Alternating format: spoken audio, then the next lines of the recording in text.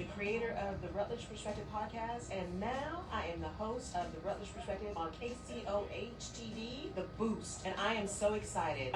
My background in human resources and also in business and consulting has given me the opportunity to share information with all of you, and what we're going to do is talk about the foundational pieces, whether or not you're building a business or you're building a career. It all comes down to strategy and people. If you don't know where you're going, how do you know who needs to be on your team? So please join me, join in the conversation, catch the show both on the radio, on the app, and also on Facebook. And I will be on Tuesdays from 10 a.m. to 11 a.m. Thank you so much for listening. I look forward to seeing you there.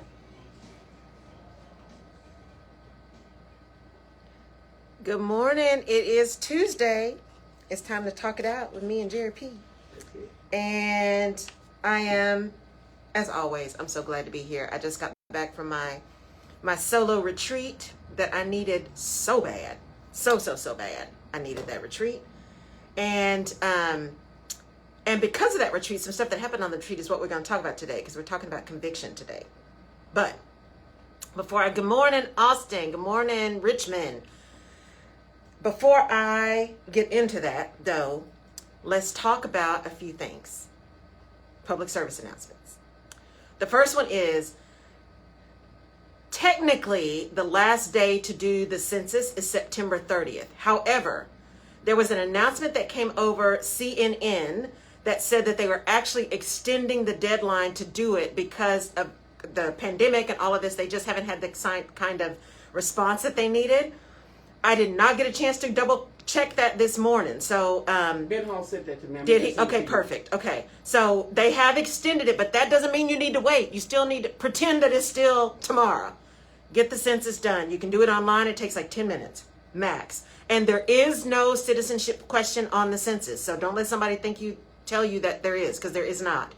So please fill out the census, because we need it. It is all about representation, and it impacts what our representation is going to be, how many people we get, all that kind of stuff, funding, infrastructure, all of that. Please watch, or please fill out your census. Voting. In many states, early voting has already started, or is about to start in a few days. So they are extending polls and extending poll times. In your city, it may be that they've actually opened up some of the stadiums to be polling places. I know they're planning on opening up NRG and Toyota Center here in Houston to be polling places. So there is no reason for you not to be able to vote early. We're also hearing across the nation that there are some stores. I just saw that yesterday. That also came from, I think it was ABC.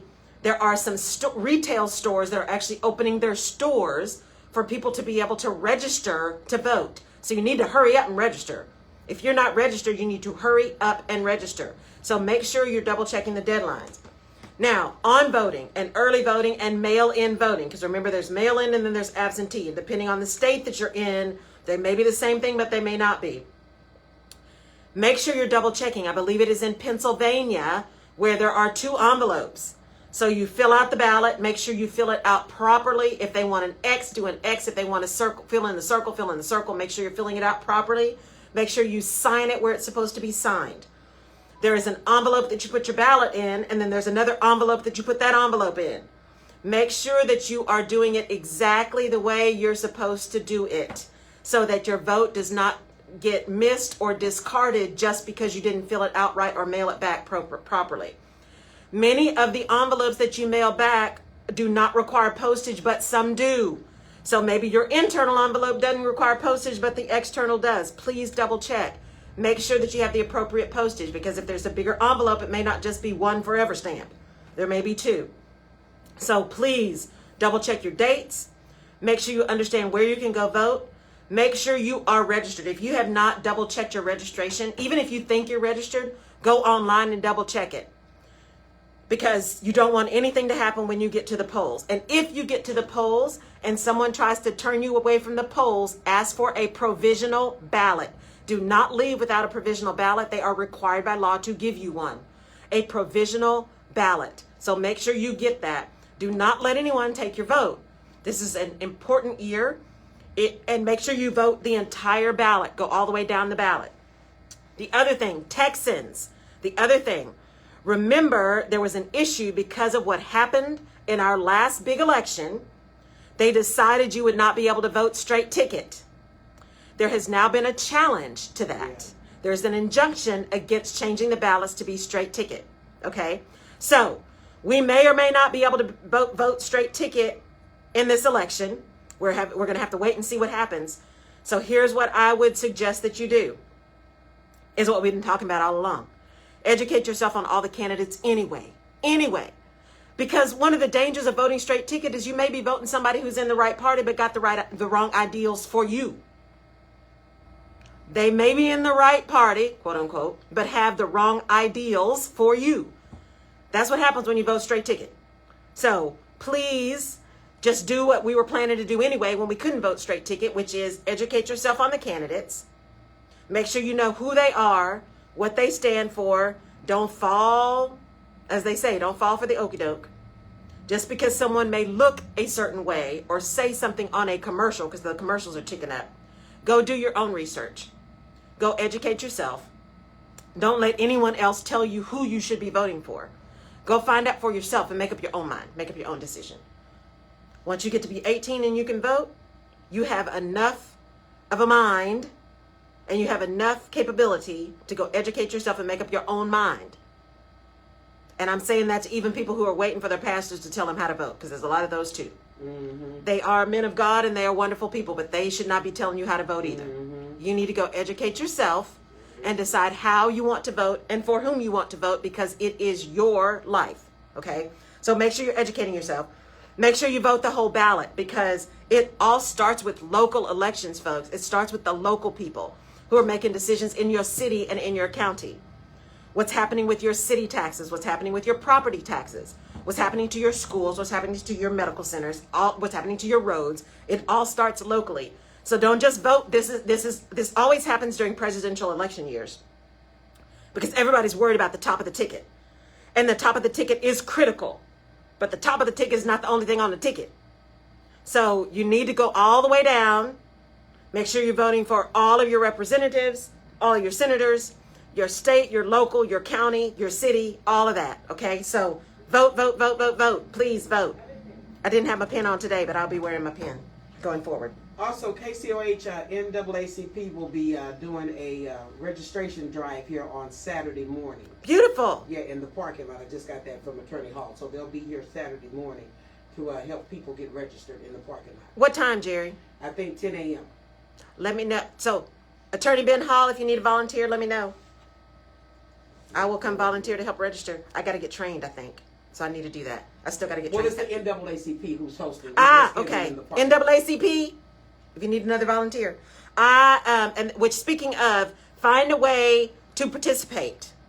Help someone else get registered. Make sure you do it legally, because there are some little things around registering people to vote. So you got to make sure they sign it, they fill it out, all that kind of stuff. Make sure you're doing it legally so that their registration isn't challenged.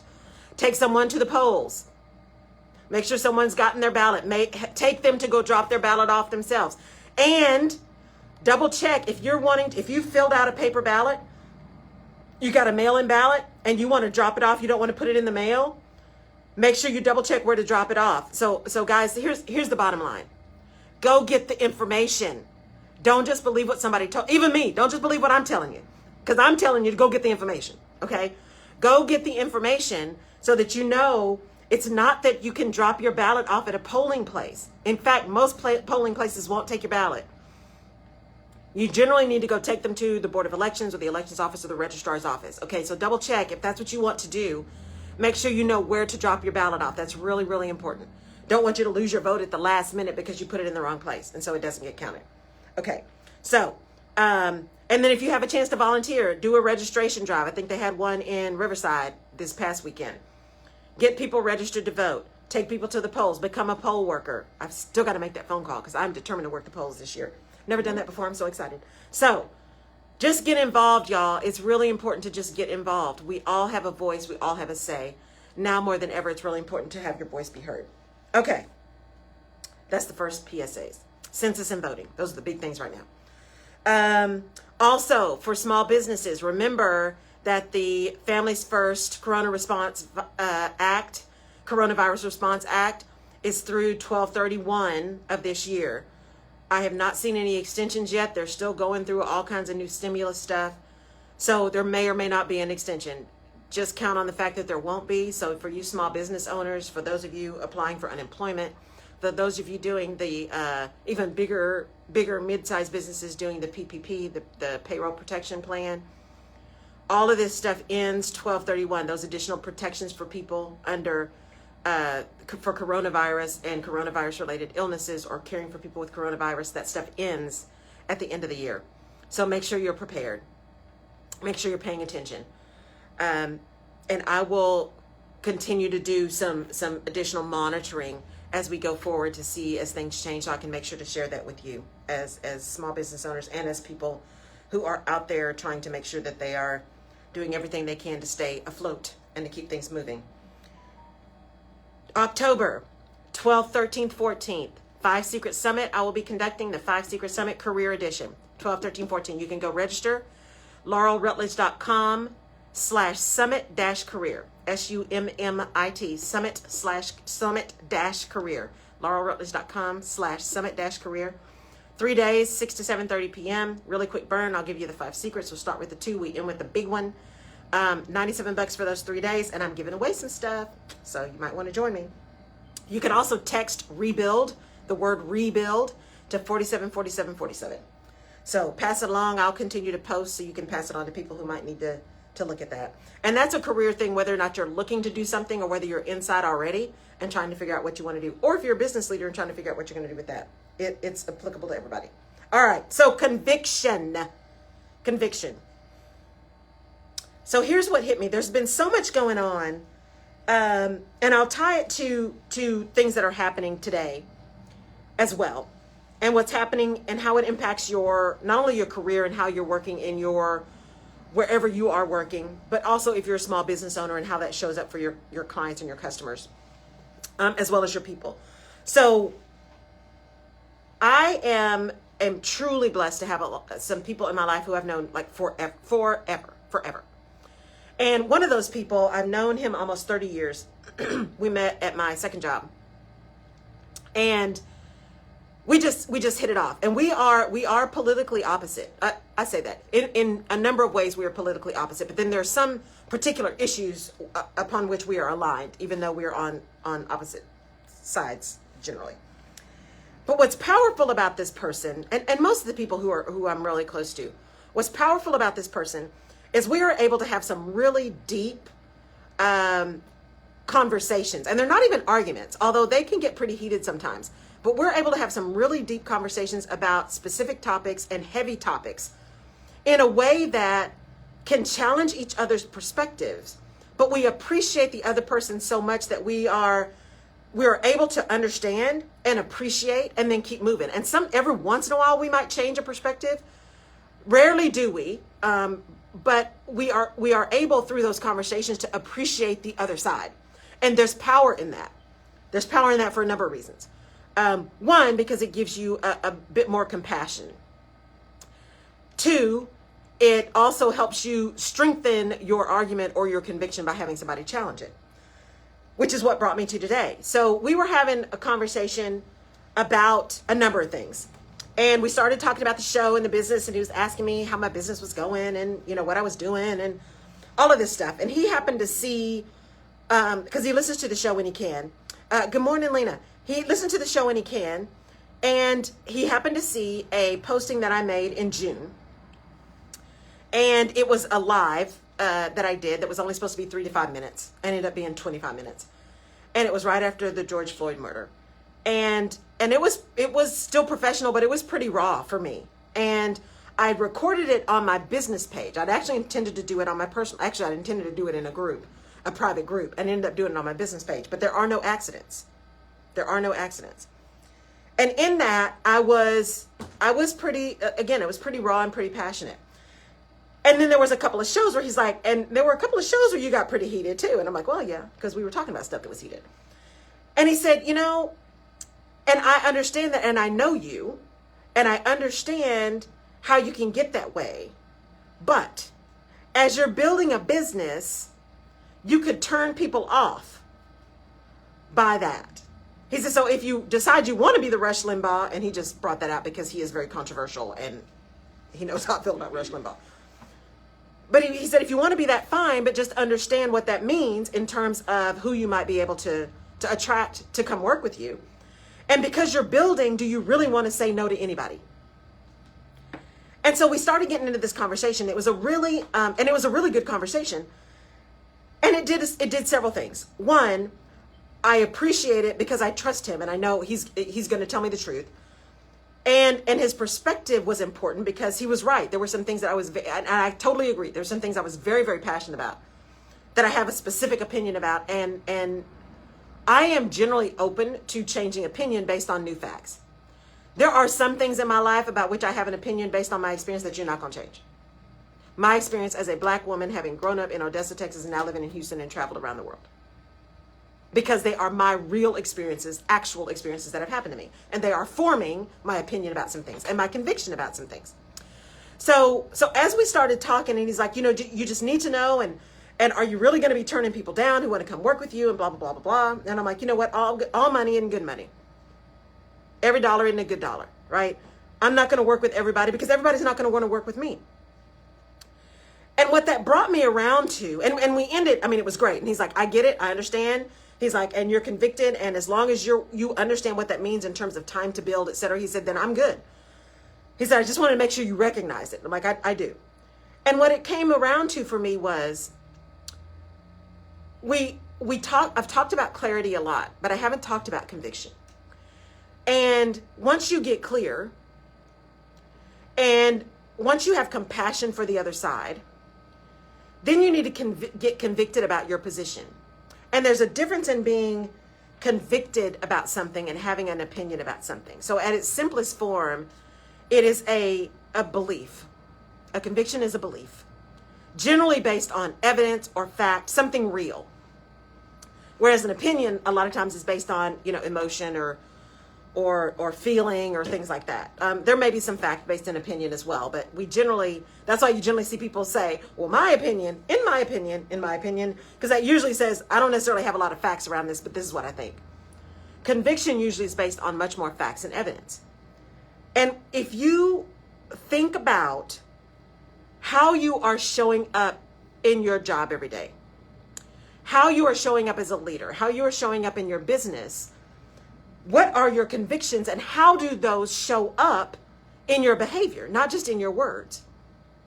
And so I know that there are certain things about which I'm convicted. I know that if you want to work with me, I am a very compassionate person. I tend to be fairly balanced 98% of the time. There are some times, as I say, there's some things for me that I am very specific about that I cannot be swayed on. But for the most part, if you're way over here, then I'm going to be way over here because I need something in the middle. Generally, the stuff is in the middle. And I believe that if someone wants to work with me, that it is important for them to really know who I am. It's one of the reasons I left professional services. I don't believe in selling things to people just to sell. I believe you provide solutions and those solutions deliver value and the value has a cost to it. In that order. You provide a solution that delivers value and the value then commands a price. Whereas in many professional services is what have you sold for me lately? It doesn't matter if they really need it, you just got to sell it. And my belief is, okay, but eventually they're going to realize they didn't need it and they're going to know that I sold them something they didn't need and I knew they didn't need it. So then the trust is gone. So when you're convicted about something, that is where you are ready to stand, take that hill, right? You're ready to die on that hill on a conviction. You are ready to die on that hill around your base and stand strong around your belief based on the evidence that you have, the facts that you have, etc. And if you are standing in your convictions and you are acting upon those on a regular basis, that's where that authenticity, that integrity, that consistency comes. So people know how you show up because remember, they will listen to what you say, but they will believe what you do. And so if you know what your convictions are and you act upon those convictions and you're doing that consistently, then people know who they're dealing with. And they can make a conscious decision whether or not they want to deal with you. And you can do the same for them. But here's the deal. Every conviction, every choice has consequences, good and bad. And so what we're seeing now in businesses is an interesting challenge to convictions. And I'll call it out as a conviction in that, businesses have missions and visions, and here's here's what we stand for, and here's what we do, and here's how we support our people, and all that rhetoric, right? But if they're really standing on that, then what are they doing now? What are they doing to support their people now? Did they find ways? We talked about this very early on. Did they find ways where instead of laying people off, maybe everybody had to take a little cut in salary because they were convicted around keeping people as long as possible, as long as the business was viable. And they were convicted around doing the right thing by their people. Did the businesses find a way to work with their customers where maybe they extended payment times or decreased, the interest rates on loans? Or what were people actually doing that supported the convictions they had around, we really believe in our customers and we support our customers and we know that we're only as good as our customers. When we stand in those things that we believe, when we stand in our convictions, our behavior should support what we say we stand for. Because if not, people are going to watch what you do and not pay attention to what you say. In fact, if they see what you say is different than what they do, they're going to stop listening to what you say. Or they will do what we're all doing now. I'm going to listen to what you say, and when your actions are different, I'm going to call you on it. And not only am I going to call you on it probably face to face, I'm going to put it all over social media. Right? Because that's what we can do now. Here's what you said, but here's what you did. And those don't match. So which one is it? And some people will do that nicely and, as they say, praise in public, criticize in private. Some people will do that. Other people are going to put you on blast because they can. And because it makes them feel better to show you as lacking integrity or inconsistent.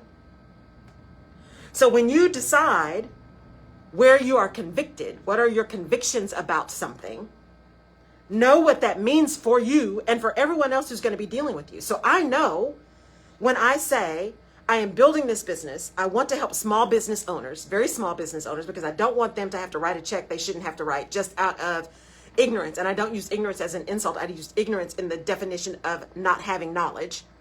I don't want them to have to do that. I want to work with individuals who are trying to build their career, and my focus is on African American women. Not that I won't work with anyone else, but my story and my life and my experience is as an African American woman who made it up through the ladder to a senior executive level in HR. And there aren't that many of us who have done that. And I have connections to other people who have. So I have a network of folks who can then also be that build to help other people, because I believe each one teach one. If I can connect you to somebody else who's going to help you, then it is my pleasure to do so, because it's not about me, it's about paying forward. But I'm very clear about who I want to work with, and in that clarity and in that conviction, that may mean some people get irritated or upset, and but that means you don't want to work with me, and that means I didn't say I wouldn't. I said my ideal client is this person, and that's who I am focused on. However, if you hear something in my message and you believe there's something I can do to support and to help you, by all means, it would be my pleasure for us to have a conversation to determine if that makes some sense. But that doesn't mean that I'm going to not focus on the folks that I know, because of my experience and my journey, would benefit the most from that. Now, the other side of that coin, when we talk about our convictions and our perspectives, is that there are people who are not African American women who would probably benefit from my journey and the experiences that I had in terms of awakening some perspectives.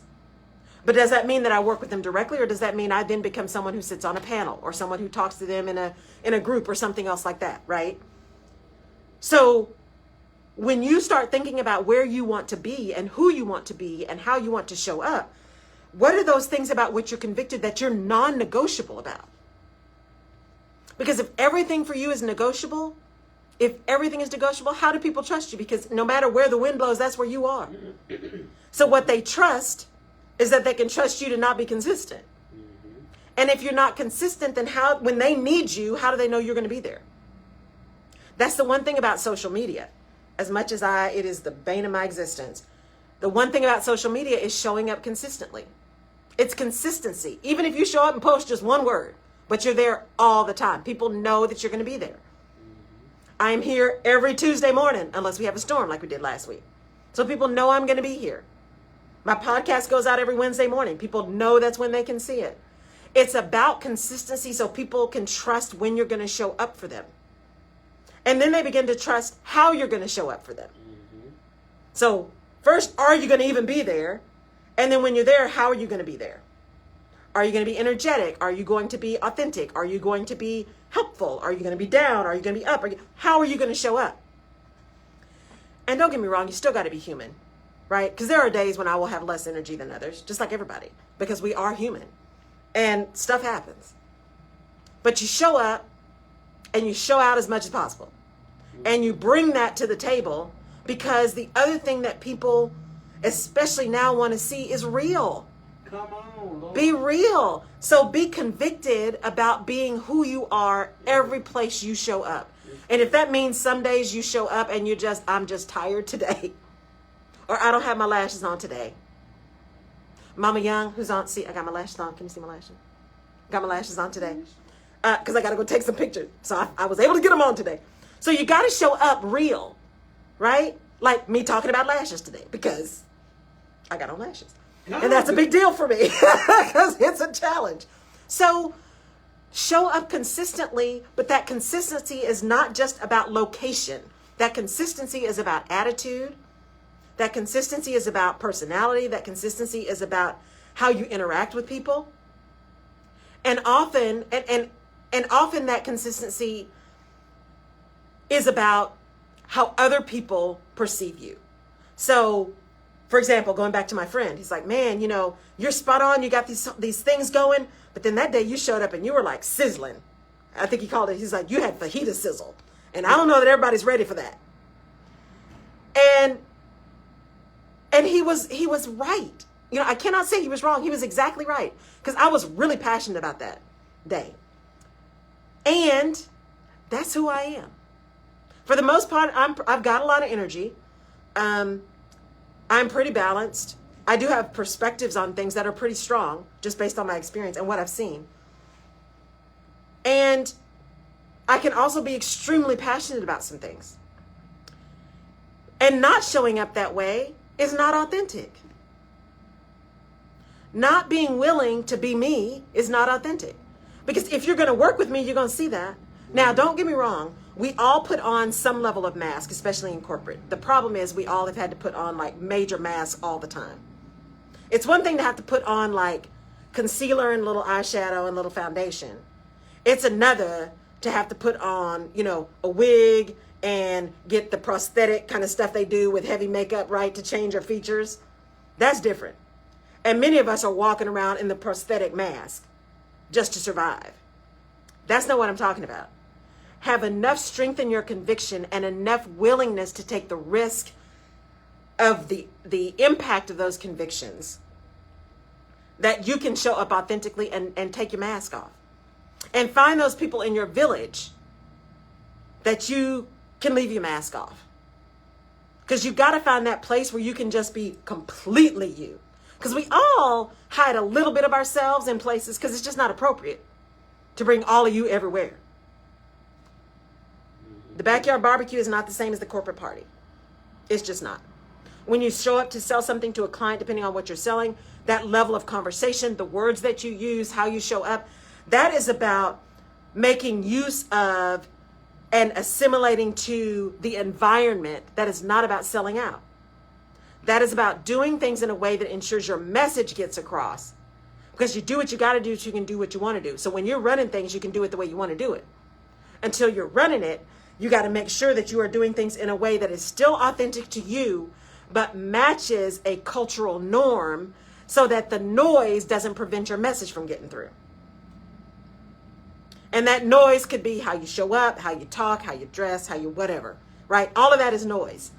So you just need to understand what makes it noisy so that you can decide to get above the fray so that your message can be heard.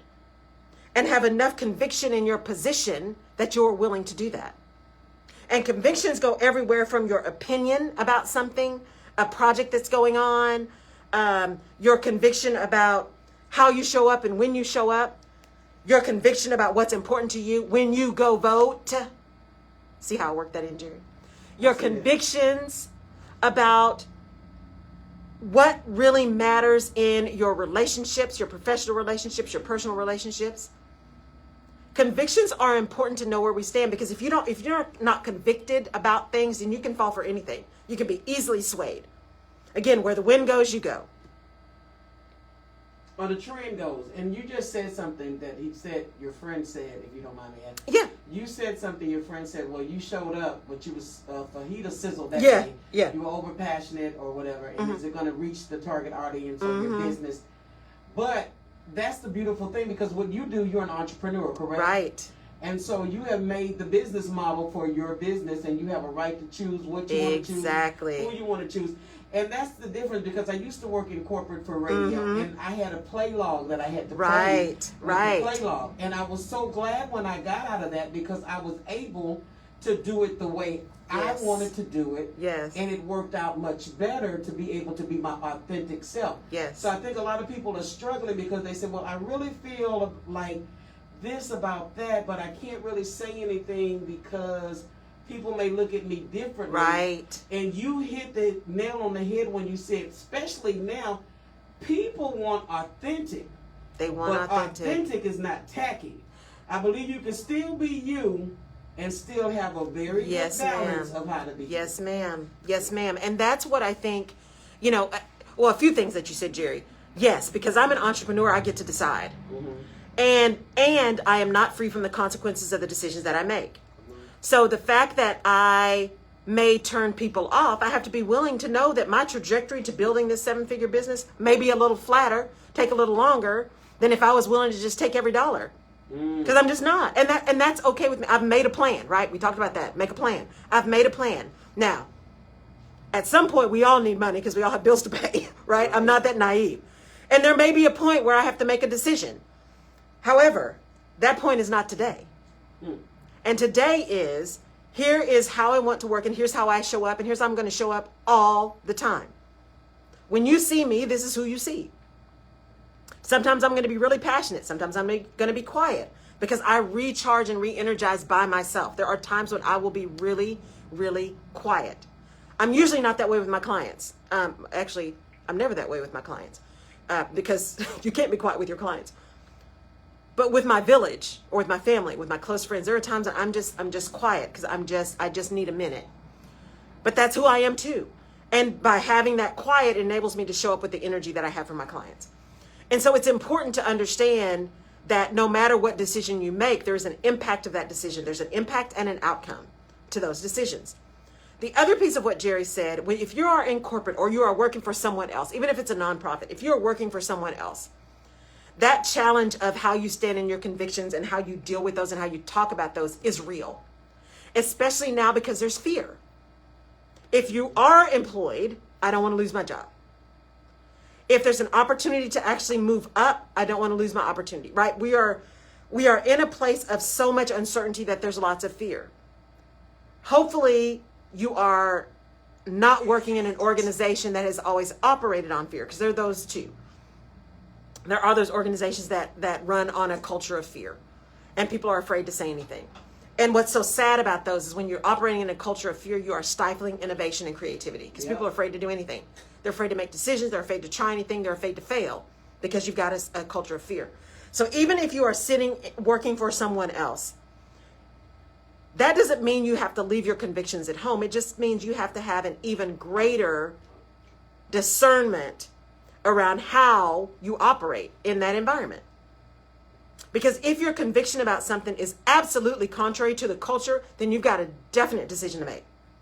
Am I willing to put up with this right now because that's what I need to do until I can go find something else?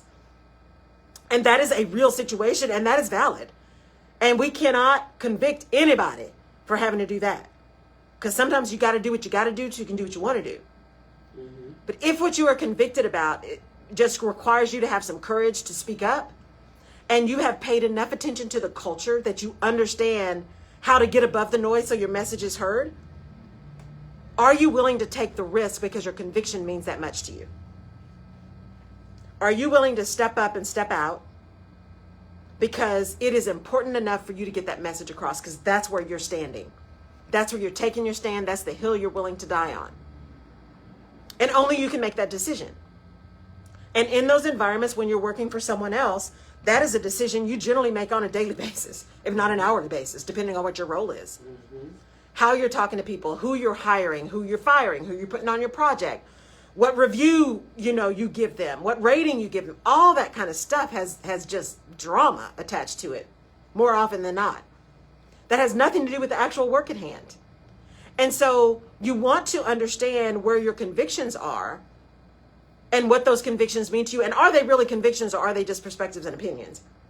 So that when you decide to say something and you decide to act upon those, you know what you're doing, you know why you're doing it, and you know the potential consequences, so that then you can be prepared. Because we all, again, have to put on a little bit of a mask. When it's not ours, there's stuff we have to put up. Even when it is ours, there's stuff I have to do because I'm running a business. That is not necessarily stuff I love, but it's just a function of running a business. And sometimes we have to do that. So it is what it is. And we still have choices that we are able to make. Choices about our career, choices about where we work, choices about who we work with. We have choices. Don't let anyone convince you don't have a choice. You always have a choice. You just are not free from the consequences of the choice you make. So your choice may be to stay. Your choice may be to go. Your choice may be to just sit. What do they say? Sit in the cut. Mm-hmm. Just sit in the cut. Let things happen until you can really figure out what your play is going to be. That's a strategy. That's a choice. And sometimes it makes sense to be still. To be still. There's a reason we have 2 ears and 1 mouth. Absolutely. That sometimes you need to be still, make sure you have the lay of the land, make sure you understand what's going on, and then make your move. Because people will tell you who they are. Yes. They will tell you who they are. If you are paying attention, if you are listening actively, what they're saying, what they're doing, how they respond in every situation, and you file that away, you will know how you need to respond. And then you can make a choice. And you may still choose to go way off. As my friend said, fajita sizzle. You may still choose to do that, but you know the consequences of that. And it was so important to you that burning some folks was of no consequence to you at the moment. And we've all been there. They say you should never burn a bridge. I say there are some bridges that may need to be burned. You just need to know you don't need to cross that bridge again. Or even if you might have to cross it again, you have to be willing to find a different path around. But not all bridges need to stay standing. And that doesn't mean it has to go down in flames and, 5-alarm fire. But sometimes that sucker needs to come down. And it's okay. And that's a part of your conviction too. The things that you are simply not willing to tolerate, not willing to support, not willing to lift up and push forward. Understand why you're not, right? You don't want to just go out willy-nilly and do stuff. Because if you don't understand why and then you do it, then you don't understand what you need to do with the consequences that happen. So you want to understand why you've got the position that you have. And then when you act, then you can move forward with whatever the consequences were of that action. You said you and your friend have 2 different political beliefs, correct? Mm-hmm. Is there anything that is a done deal for you on that side? Because there are people that are saying, okay, they're Democrat, they're Republican, we just can't get along at all. Mm-hmm. Is there anything that is, I'm completely convicted about this and we're not going to see eye to eye? That's really interesting. Yes.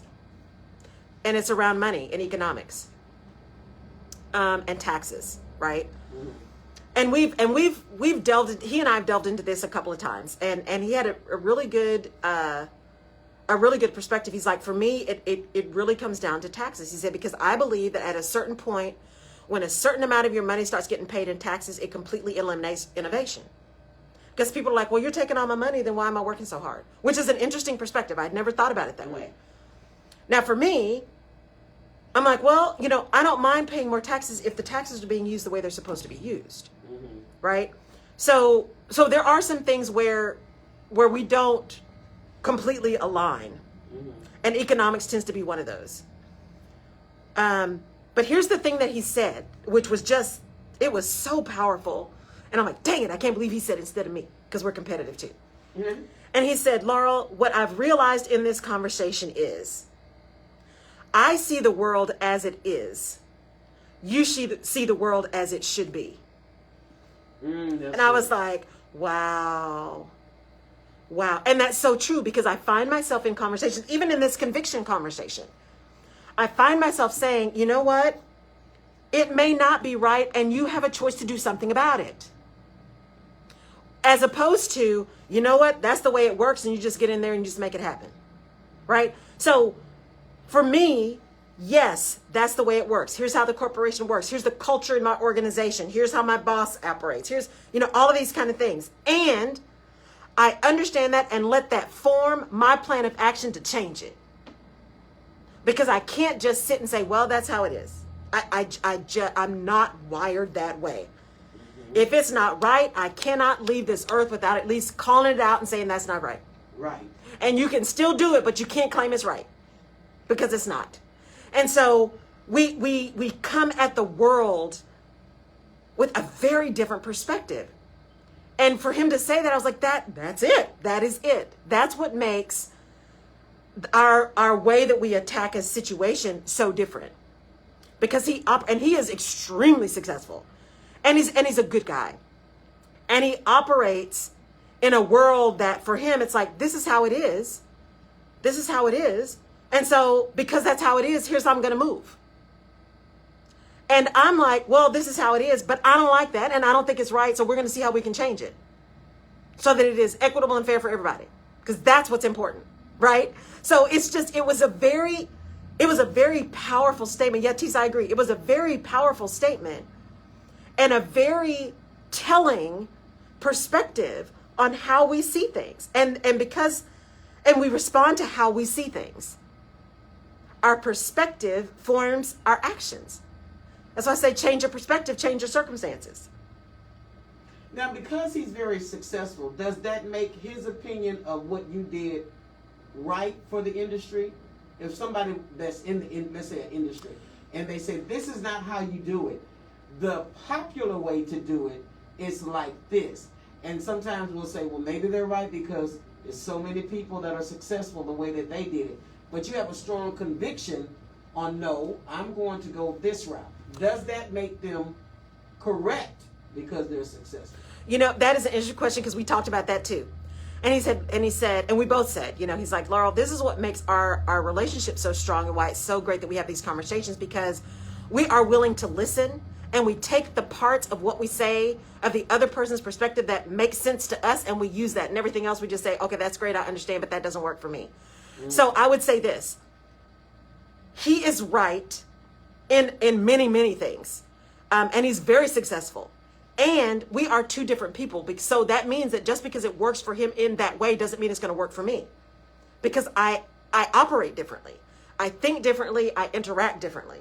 So while at the base, at the foundation, there are fundamental things that are right or wrong or work or don't work, the execution of those is very different depending on who the person is. Right? So, I mean, he walks into a room, and y'all will hear more about this on my podcast this week. He walks into a room and is like, this is my sale to lose. It's mine to lose. So he walks in knowing he's got it. But the other side of that is, contrary to many salespeople, is while he is extremely confident, bordering on arrogance, and I've told him this before, so I'm not speaking out of turn, he is also humble enough to know he better prepare to be in the room. He knows who he's talking to. He knows what their needs are. He knows what their needs aren't. He knows what money he's talking about. He is more prepared than anyone else that goes into the room. He's willing to be brutally honest. He is willing to be silent when it's necessary and when it's powerful, right? So he has studied his craft and is prepared. Luck is when opportunity meets preparation. So people may say he's lucky because he lands deal. He's prepared for the opportunity that presented himself.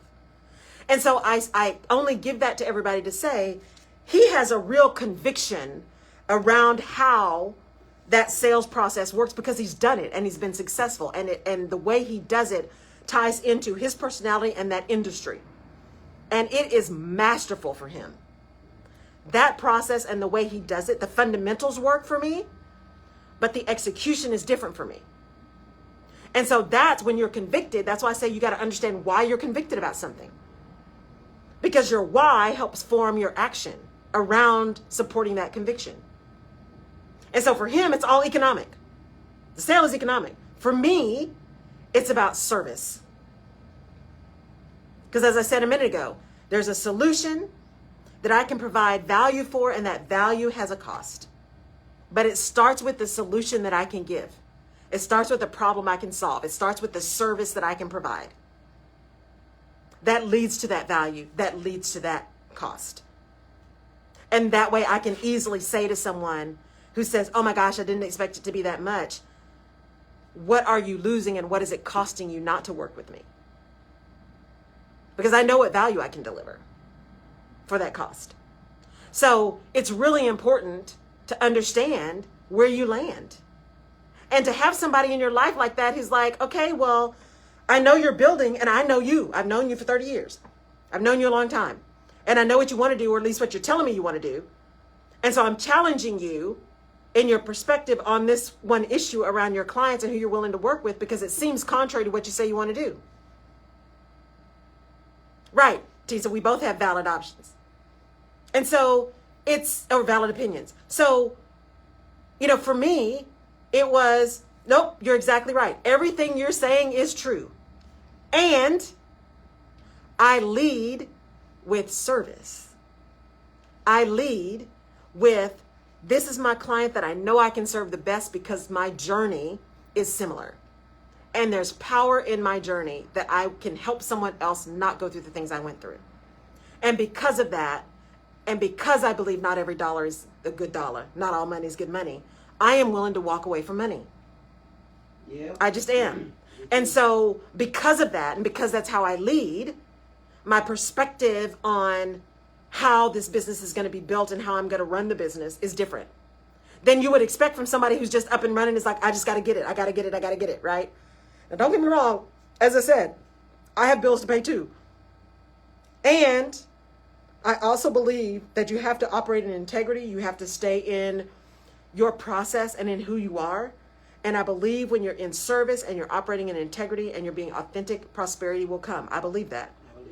I believe that. And so I know it will come. That doesn't mean I get to sit back and say, okay, now, come on, I'm being nice. I'm serving. Somebody please pay me. No. I got to run it like a business. We got to be practical here. I got to run it like a business. But that doesn't mean I have to lose who I am or what I stand for in running the business. And not that he is either. He is by no means doing that. So I don't want anyone to take that away as this is someone who is operating out of integrity, because he's not. And I believe too, if you go past your convictions because of someone else's success, you probably won't find that same success. You won't. Because you're not going to be happy doing what you're convicted not to do. Right. Because you followed somebody else's model. Exactly. And that was a perfect fit for maybe that person. Right. But if it's going to go past your convictions, you're not going to be successful like them. Exactly. And here's the thing. I am an expert in my field. And I'm an expert because I spent a lot of time in it and I did a lot of work and I busted my tail to get here. I went through a lot of fires. I got a lot of scars.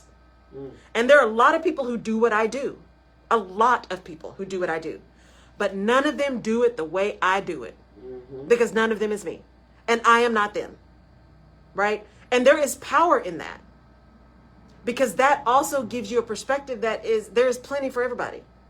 You just got to make sure that people who need you can find you, which is the bigger issue for me. And that's why you got to be consistent. Because that means you got to be out there. Right? So, to Jerry's point, be careful about who you try to emulate and why. So everybody's got including me, right? Everybody's got a course. My course is a little different only because I'm not telling people what to do and how to do. I'm giving them examples and information on how to do it the way they need to do it for them.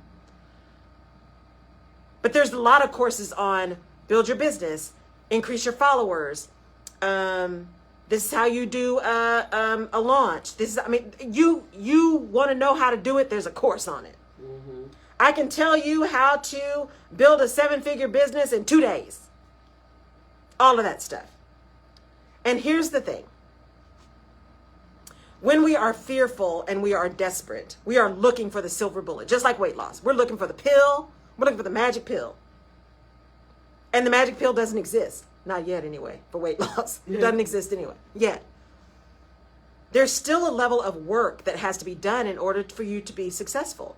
And so when we are operating out of fear and desperation and we are not sitting with our convictions and understanding what's important for us, then we will fall for any of these. We are chasing the success. We are chasing the dream. We're chasing the quick hit. And instead of saying, you know what? I listened to this whole video. There were things that this person said that seemed to make a lot of sense to me, and I can take those and incorporate those into who I am. Because if you try to become the other person, it is going to be difficult for you to be as successful as the other person doing what the other person did, because you're not the other person. Now, if you are strong enough and confident enough to take the methods and make the methods your own and use them in their fundamental process and then morph them to be authentic to you, that's success. But to feel that I'm going to watch this course or take this course or listen to this person, and because I listen to them, then my next thing needs to be this, I think you're setting yourself up for failure and disappointment. And so it's important for you to really, really know who you are and what you want and why. Because that way, when the times are tough and hard, you're still in it.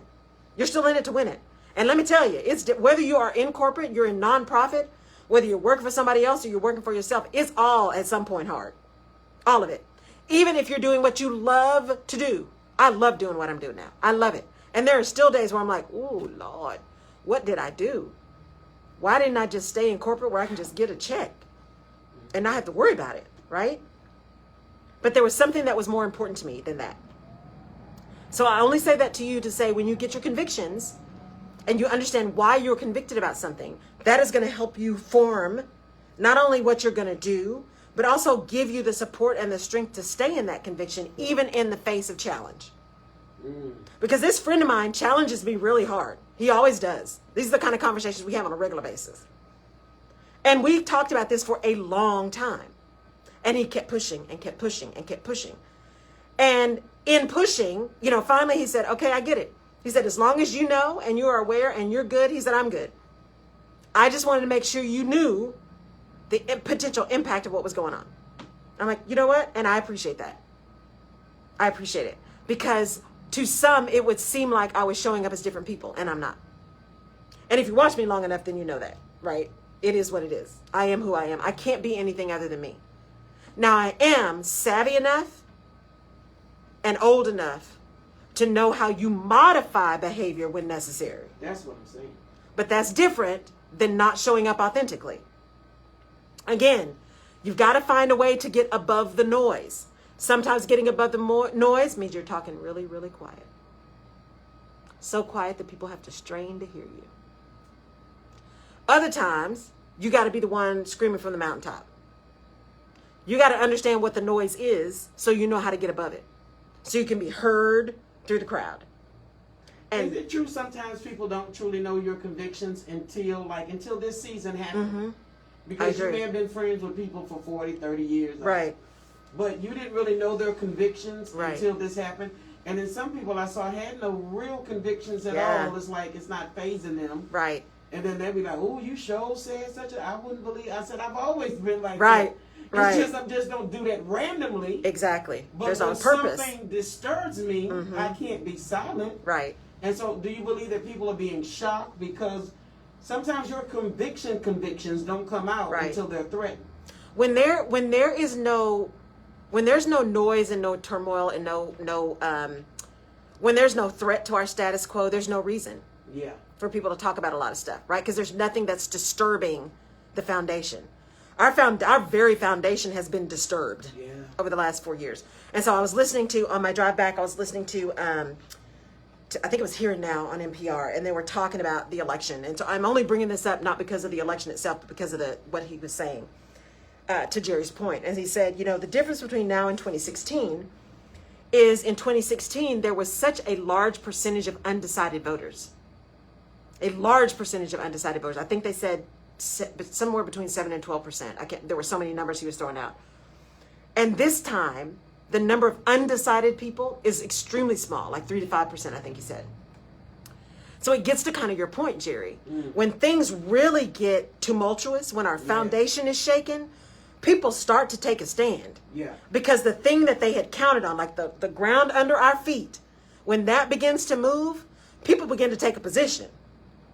And so it's the same thing as you said with conviction. There may be things that you never talked about because it wasn't relevant. Yeah. It just wasn't relevant. It wasn't that you were hiding it. It just wasn't relevant to any conversation you'd had. But now there's been enough shakiness, there's been enough stuff challenged that it feels relevant and timely for you to talk about things that you may never have talked about before. It's all about timing, all about environment. Yeah. And it's the same thing when you are working in an organization. There may be things that start to happen in the organization where you finally say, you know what, I can't let this go anymore. I can't let it go anymore. The impact is too big. The impact is too broad and too wide. And I am willing to take the risk as an individual because the impact globally with the small g, globally, is too big for me to sit in silence. Because it's not about me. It's about everything else. Right? And so when we have that change, when we have that tumultuousness, that's when stuff starts to come forward and people start to stand in conviction. On 45 coming into town, it's an area over the overpass that normally has graffiti. I don't know if you've seen it. But now it says vote or die. And one time I would have been like, vote or die? Who they talking about? Bully me? Don't tell me what to... But in the times we're in now, that statement makes a lot of sense. It's saying, if you don't vote, this is a matter of life and death. There's some critical things on the line right now. And we can't take it we can't take it as a joke. Right. So conviction will come when it's disturbed. When we are disturbed, what do they say? There's a military term. There are no atheists in foxholes. Right? Yeah. When you are really challenged, when you are threatened, it's amazing where our beliefs are and where our strength comes when we're threatened. That fight, flight, or fear, or freeze. It's amazing what happens when your very core, your very belief system is threatened. And that's why we hear the extremes so much, right? Because the folks on the extremes, the folks on the fringes, believe that their very existence is being threatened. Yeah. And they are the loudest. They are the most aggressive. And they will never see eye to eye. Never, ever, ever, ever. They're never going to. The extremes are never going to. But the how loud their argument is, how volatile they are, is all about the fact that they are threatened. They're in that fight, flight, or freeze, right? And so, but now what we're seeing is all the folks in the middle who are disturbed too, who still may have a difference of opinion, are like, but we may have a difference of opinion, but I think we all agree that this isn't gonna work. Yeah, this ain't right. This ain't right. I'm not for this one. I'm not agreeing with you on everything, but I will agree that what we got now isn't working. Right. And so what you're finding is that level of disturbance is also creating this movement. This movement isn't created by fringes. These are not people on the fringes that are creating this movement. These are people who are seeing the impact of the fringes and deciding that's not okay. They are convicted about civility and decorum and do unto others. They're convicted about those things. Maybe not the how, but they're convicted about the what. And because there's a threat to the what, there is action that's being taken. And it's the same thing that happens in corporations. It's the same thing that happens with small businesses. When you get threatened, when your very existence gets threatened, you have to decide, fight, flight, or freeze. And many of us freeze, especially in corporate America. Many of us freeze. We just go to ground. Because if I keep my head low, then they won't know I'm here and maybe I'll be safe. We just freeze or we just leave. And I'll tell you again, don't hurt you because you're mad at somebody else. Make a plan. Say that again, preacher. Don't hurt you because you're mad at somebody else. Make a plan to make a change. Or we do fight. And you just got to decide how you're going to fight. And that's also about understanding where you are in the culture, where you are, so you can get above the noise. And you're not just seen, especially black women, that you're not just seen as a mad black woman and you're just aggressive. You're just complaining about something. You got to make sure you understand how to deliver the message so that the message can be heard. That made me think about sometimes when I sit in my hairstylist chair and she'll say something stupid to me, and I'll say, you know what, when you get done with my hair, I'm out of here. Right. Meaning, I'm not going to get up right. before I get what I need, and a lot of people don't understand that. Yeah. I'm mad, and I'm going to make some changes now mm-hmm. that could jeopardize what you're going right. to lead later. Right. So are you saying we need to take a breather? You need to pause. Practice the pause. I don't remember who told me that. Practice the pause. Before you just react. Now, if you're in danger, you need to react. You need to react. But if you're just mad, practice the pause. Before you say something you can't take back or do something you can't undo, practice the pause. Breathe, take a minute, and then decide. And if you still intend to burn that bridge, well, burn it down. But take a pause and understand what that means to do that. Right? It's about being convicted. So, that's the show for the day, y'all. Can I give a shout out to the people that yes, are tuning in right please. now? I want to say good morning, Houston. Good morning, Champaign, Illinois. Springfield, Decatur. San Antonio, Kansas City, Missouri. Dallas, Fort Worth, St. Louis, Missouri. Los Angeles, Austin, awesome. Denver, Indianapolis. Also in our foreign countries, we have Berlin that is tuned in right now. I can't pronounce these names. Hamburg is tuned in right now. You want to see this? Hamburg, yeah. Yeah, Hamburg tuned in right now. You know what that is? Say that, girl. Yeah, Hamburg. It's Corn of Spain. Makati,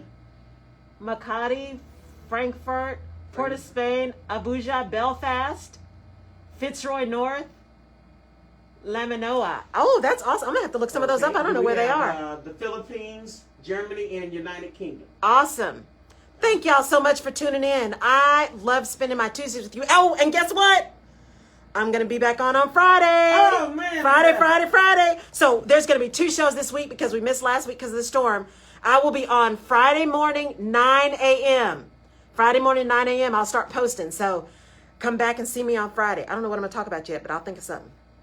Absolutely. Double. So we're looking forward to that. Exciting. Thank y'all for tuning in. I'll see you Friday. All right. Oh, again, we're voting. The register for vote here at KCOH on Saturday morning at 10 a.m. And I'll find out about the volunteers, Laura, for you. Absolutely. Right. Thanks, Renee. Bye, y'all.